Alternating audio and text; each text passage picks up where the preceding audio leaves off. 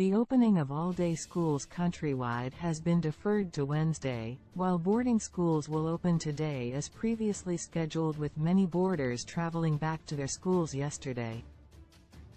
However, boarders who failed to travel to their schools yesterday were advised to do so on Wednesday to pave way for President Mnangagwa's inauguration.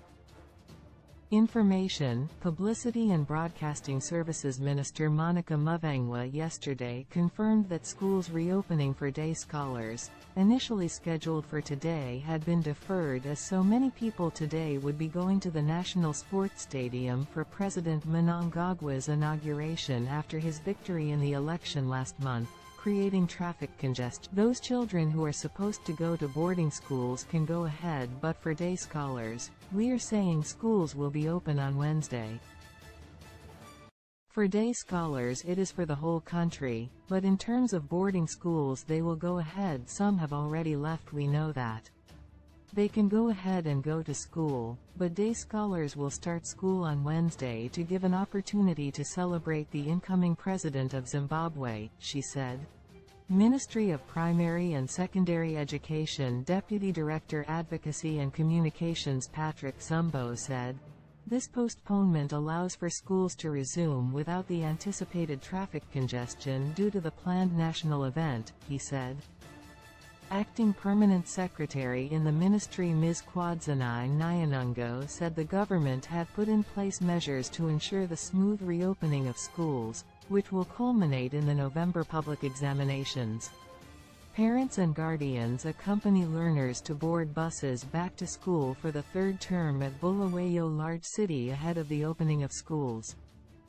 All provinces have taken stock of the strategic targets, key activities and practical arrangements to be made at the local level.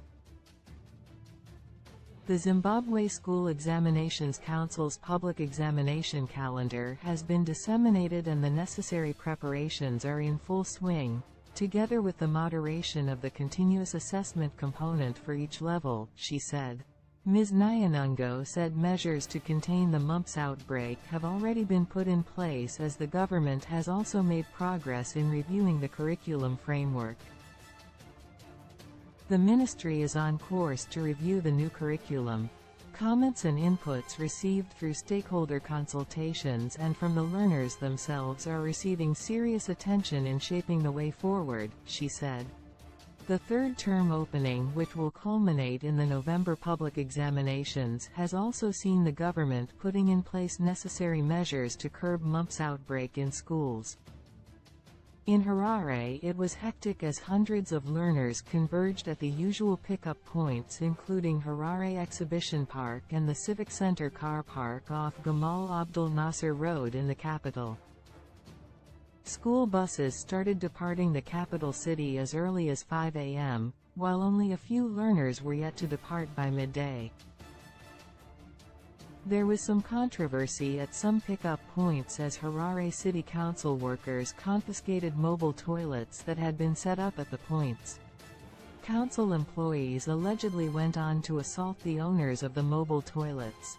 Lack of ablution facilities at pickup points has often led to open defecation, posing a serious health risk for learners and parents during the school's opening and closing days. No comment could immediately be obtained from Harare City Council. A parent whose child learns at Bright Light in Oji, Manicaland Province, Mr. Michael Tandy, said school preparations were always draining. "I am glad that I have managed to send my son to school. Schools opening at all times is demanding no matter how long you prepare.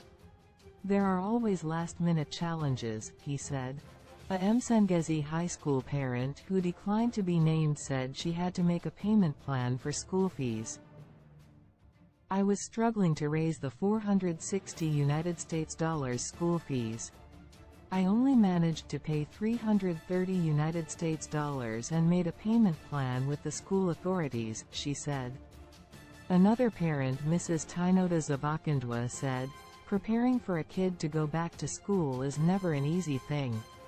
Even if you try to prepare during the holiday, it is never enough. You always find yourself in the 11th hour rush," she said.